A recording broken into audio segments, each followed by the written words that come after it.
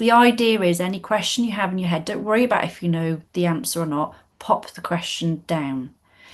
If you know the answer 100% fact, there's evidence, you've got the proof that there's the answer, great.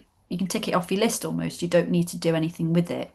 But any questions that are left unanswered, that's the stuff that feeds our assumptions, our anxiety, potentially halts us from moving forward. So they're the questions you have to do something about.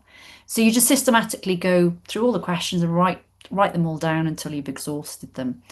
So I do this a lot for myself. If I get a new client and they say, "Oh, we think we want training in this," I go straight to 5W1H, ready for the meeting, and systematically will go through those questions and plot what the answers are.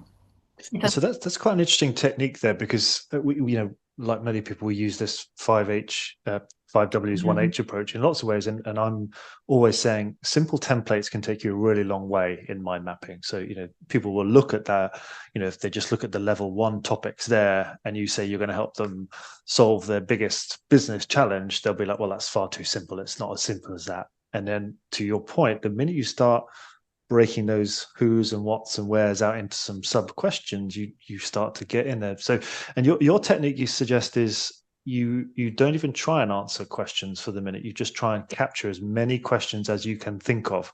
So do Absolutely. you, if you're working with a client, do you actively sort of stop them from coming up Yes, with answers? You say, no, I only want things framed in a I question. It's almost certainly. like, what's that American TV show? Is it Jeopardy, where they have to do the answers as a question or something like that? But you're saying you will sit with a client and say, I want you to tell me as many questions as you can think of in relation to the where.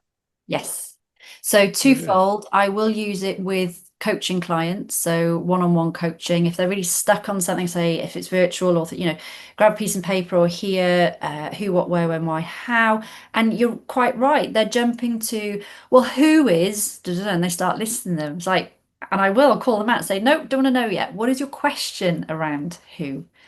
And same in training, if we're brainstorming around a subject that we talked about, 100% somebody, well, this is fact, really? No, get the question down.